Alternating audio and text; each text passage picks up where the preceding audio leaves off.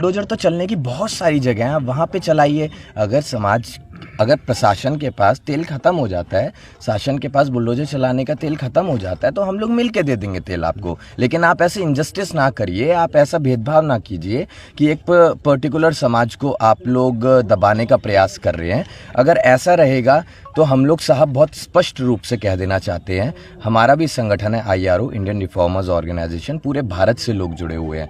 अगर भाजपा इसको, और मैं बोलने से बिल्कुल भी नहीं हिचकिचाऊंगा, ना ही मैं किसी पार्टी का सपोर्टर हूँ, लेकिन भाजपा अगर इसको राजनीतिक मुद्दा बनाएगा तो फिर मैं इतना कह देना चाहता हूँ कि फिर ये नुकसान आप लोगों को देगा, ना सिर्फ उत्तर प्रदेश में बल्कि आने वाले चुनाव में। हमारे लोग हर जगह हैं, हम उन्हें कहेंगे कि देखिए आपके समाज के साथ कैसे इनजस्टिस हो रहा है, और अगर आप आज इन लोगों को मजबूत बनाएंगे तो बहुत ऐसे देवरिया जैसे बहुत जिले हैं जहाँ पर आपके लोगों को दबाया जाएगा। सरकारी जमीनों पर अवैध कब्जे को लेकर क्या आपकी राय है? देखिए, क्या वो सामाजिक जमीनों को कब्जा मुक्त नहीं कराया जाना चाहिए? देखिए, ये कार्रवाई होगी और हमें प्रशासन की कार्रवाई पर भरोसा है कि उचित कार्रवाई की जाएगी, न्याय मिलेगा। तो घर तोड़ने की बात कही जा रही है, इसके संदर्भ में मैं सिर्फ इतना कहना चाहूँगा कि ये उनके प्रेम यादव जी के फादर साहब के द्वारा बनाया गया था, जो कि आर्मी में अपनी सेवा दे चुके हैं, और काफ़ी सालों पहले ये घर बनाया गया था। अब अननेसेसरली इसको राजनीतिक मुद्दा बनाने के लिए आप, ये तो लहर चल रही है ना बुलडोजर चलाने वाली। अगर बुलडोजर चलेगा इस घर पर, देखिए हमने तो एक चीज़ का भरोसा दिलाया, चाहे हमें अपने समाज के सामने झोली फैलानी पड़े, इन बच्चों का हम ध्यान रखेंगे, क्योंकि बच्चे अभी छोटे हैं। आपका बुलडोजर कहाँ चलना चाहिए वहाँ आप ध्यान रखिए। बुलडोजर वहाँ भी चलना चाहिए था जब हम बलिया में हेमंत यादव की, अगर जी देखिए, मैं कभी कोई भड़काऊ भाषण नहीं देता हूँ, मैं हमेशा हर समाज में प्यार मोहब्बत चाहता हूँ। यही बात हमसे जुड़े लोग भी जानते हैं। मैं कुछ बात ऐसी नहीं कहूँगा जो बायस्ड हो जाए, जो एक समाज को लेकर चले। मैं चाहूँगा कि प्रदेश में, देश में शांति का माहौल बना रहे, और गगन जी, आप दोनों जातियों में प्यार मोहब्बत रहे। इसी क्रम में मैं इतना कहूँगा, इसी क्रम में मैं इतना कहूँगा, भड़काऊ पोस्ट जो हो रहे हैं ये भाईचारे को खराब करने के लिए हो रहे हैं, और ये सिर्फ और सिर्फ वो लोग करना चाहते हैं जिन्हें रोटियां सेकनी है अपनी राजनीतिक। तो सबसे पहले मैं जो राजनीतिक रोटियां सेकना चाह रहे हैं इस मुद्दे को लेकर, उनसे कह देना चाहता हूं कि ये मुद्दा बड़ा सेंसिटिव है। किसी ने अपने लोग खोए हैं तो इसको राजनीतिक बिल्कुल ना बनाया जाए, और आप लोगों की भी ये जिम्मेदारी है, मीडिया की। मैं आप लोगों के सामने कह के जा रहा हूँ, कोई आदमी अगर आ रहा है तो कोई ऐसी चीज आप ना दिखाएं बाहर जो कंट्रोवर्सी बन जाए, और जो दो समाज के बीच में भाईचारा। पहले हम नेता नहीं, हम सामाजिक कार्यकर्ता हैं, और इसके लिए मैं कहना चाहूँगा कि ये जो जाति विशेष लड़ाई बनाया जा रहा है इस मुद्दे को, सबसे पहले तो आप इस भड़काऊ बयान से, लोगों के द्वारा जो आपत्तिजनक बातें करी जा रही हैं, किसी विशेष समाज के द्वारा जो किसी को ट्रिगर किया जा रहा है और लोगों को उकसाया जा रहा है, सबसे पहले इस काम को बंद कीजिए। क्योंकि ये वो समाज है, अगर हम सनातन की भी बात करें तो गर्गाचार्य, अगर आप लोगों को पता हो तो, ये यादवों का और ब्राह्मणों का बहुत अच्छा रिश्ता रहा है, ठीक है। तो उस रिश्ते को राजनीति के चक्कर में खराब ना किया जाए। अगर ये खराब होगा तो ना सिर्फ इस जिले में, ना सिर्फ इस प्रदेश में, बल्कि पूरे राष्ट्र में एक जातिवाद का माहौल बनेगा, जिससे हम लोग कभी आगे नहीं पहुंच पाएंगे, हम लोग पीछे जाएंगे। सत्यप्रकाश दुबे के पांच लोगों की हत्या हुई है, वहां जाएंगे आप? देखिए, मैं आपको एक चीज बता देता हूँ, हम लोगों के ऊपर कम्युनिटी का प्रेशर है, मैं उनके परिवार के लिए भी सांत्वना प्रकट करता हूँ, लेकिन हम लोगों को ये कहा गया कि आप समाज की आवाज़ उठाते हैं, मैं उनके लिए भी यही चीज़ कहूँगा।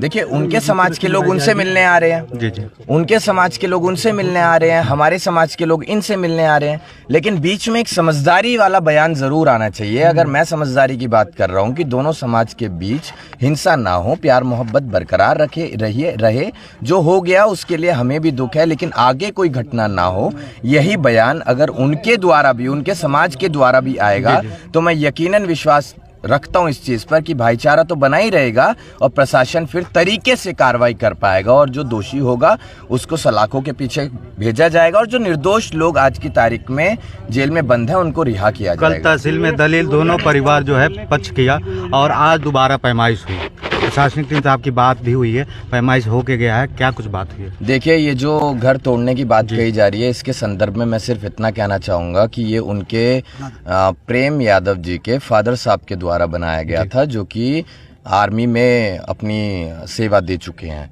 और काफ़ी सालों पहले ये घर बनाया गया था। अब अननेसेसरली इसको राजनीतिक मुद्दा बनाने के लिए आप, ये तो लहर चल रही है ना बुलडोजर चलाने वाली। अगर बुलडोजर चलेगा इस घर पर, देखिए हमने तो एक चीज़ का भरोसा दिलाया, चाहे हमें अपने समाज के सामने झोली फैलानी पड़े, इन बच्चों का हम ध्यान रखेंगे क्योंकि बच्चे अभी छोटे हैं। आपका बुलडोजर कहाँ चलना चाहिए वहाँ आप ध्यान रखिए। बुलडोजर वहाँ भी चलना चाहिए था जब हम बलिया में हेमंत यादव की पर भी चलना चाहिए था। पुष्पेंद्र यादव जब उनकी इंसाफ नहीं मिला था तो उसके गुनहगार जो हैं उन लोगों के भी घर पे बुलडोजर चलना चाहिए था। जिम्मेदार व्यक्ति होने के नाते, और हम यहाँ ये चीज़ बता के जाएंगे आप लोगों के बीच, आपके मीडिया के माध्यम से, कि दोनों समाज में भाईचारा बना रहे। नहीं तो बाहर जो युवा आपको हज़ारों की संख्या में हमारे साथ आए हुए दिख रहे हैं ना, अगर हम ही उन्हें मिसगाइड कर देंगे तो आप देखिए देवरिया में कितना माहौल ख़राब होगा, और ना सिर्फ एक ज़िले में, पूरे प्रदेश में, पूरे राष्ट्र में माहौल ख़राब होगा। तो हम लोग अगर मैच्योर हैं तो ये हमारी जिम्मेदारी है कि हम कोई भी भड़काऊ भाषण ना दें और दोनों समाज के बीच प्यार बना रहे। यही चीज़ क्या कुछ बात हुई है प्रेम यादव की पत्नी से? यही बातें हुई हैं कि अननेसेसरली उनके घर को तोड़ने की बात कही जा रही है। ठीक है, उनके दादाजी के नाम पे था, बच्चों ने बताया। तो देखिए, आप एक बार ना दर्द महसूस करके देखिएगा, वो बच्चे कितने छोटे हैं। दर्द दोनों परिवार का महसूस करना चाहिए, मुझे लगता है। अभी मैं आऊँगा ना, उस पर भी आऊँगा मैं। अभी मैं उनसे मिला नहीं हूँ, लेकिन दर्द तो दोनों परिवारों का है। देखिए, अगर आप हमारी वीडियो देखेंगे, पिछली जब हमारा बाइट हुआ था, हम बिहार की यात्रा पे थे 1 से लेकर 8 तारीख तक, तो हमने कहा था कि हम किसी एक विशेष समाज के सपोर्ट में नहीं है। इंसाफ दिलाने का काम, न्याय दिलाने का काम प्रशासन का है। हम लोग सिर्फ अपनी जिम्मेदारी इतनी निभाते हैं कि अगर हमारे समाज के लोगों का भरोसा हमारे ऊपर है तो हम अपने समाज को थोड़ा संभाल कर चलें। अभी कि आप थोड़ा सा न्यूट्रल रहिए, ठीक है, गलती ना हो जाए, आप आवेश में ना आ जाएं, कुछ गड़बड़ ना हो जाए। इनफैक्ट मतलब लास्ट में जाकर होना समझौता ही है, लेकिन समझौते से पहले ऐसा ना हो कि बहुत लोगों को हानि हो जाए, तो हमें दुख होगा उस चीज़ में। अगर हमारे एक भी साथी पर लाठी भी चलती है ना, तो वो हमें दुख देती है, हमें पीड़ा देती है। और यहाँ पर आप देख रहे होंगे हज़ारों लोग जो बाहर इंतज़ार कर रहे हैं, वो उनकी पीड़ा है।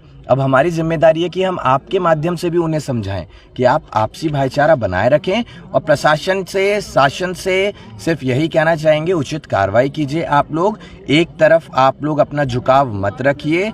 अगर मैं योगी जी को कहना चाहूँगा जी, अगर योगी जी आप इनजस्टिस करते हैं तो इसका खामियाजा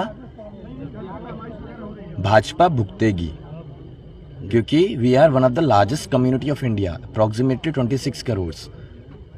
हम लोग दम रखते हैं अपने लोगों को समझाने का, फिर मनाने का। और ऐसी हरकतें जो होती हैं जब इंसाफ नहीं मिलता है और जो निर्दोष है उसी को दोषी बनाया जाता है किसी विशेष नेता के द्वारा, तो फिर ये पीड़ा पूरे समाज को देगी, फिर वोट की चोट दी जाएगी। हम नहीं चाहते कि चोट ऐसी दी जाए जिससे कि किसी को खरोच आए या खून निकले। हम अगर चोट देंगे तो फिर वोट देवरिया के इस मामले पे उनके ज़हन में तमाम बातें चल रही हैं। देखिए, देश को अभी रोजगार की, शिक्षा की, चिकित्सा की, युवाओं की बेहतर भविष्य की, आपसी प्रेम, इन सब की ज़रूरत है। हमें डेवलपमेंट करने की ज़रूरत है। अगर इन्हीं हिंसाओं में हम लोग पड़ेंगे तो हमारा दिमाग कभी भी अच्छे से नहीं सोच पाएगा, और हम जातिवाद के चक्कर में अगर पड़ गए, जातिवाद अगर इतना है कि आप अपने समाज के लिए आवाज़ उठा रहे हैं, हक अधिकार के लिए आवाज़ उठा रहे हैं, तो अच्छा है, लेकिन जातिवाद इस तरीके से ना हो जाए कि आप दोषी को निर्दोष साबित करने के लिए अपनी भीड़ को जुटा रहे हैं। सर, न्यायिक प्रक्रिया में कमी कहाँ दिख रही है आपको? न्यायिक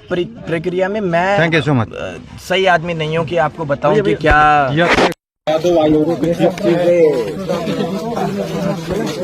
देखिए तो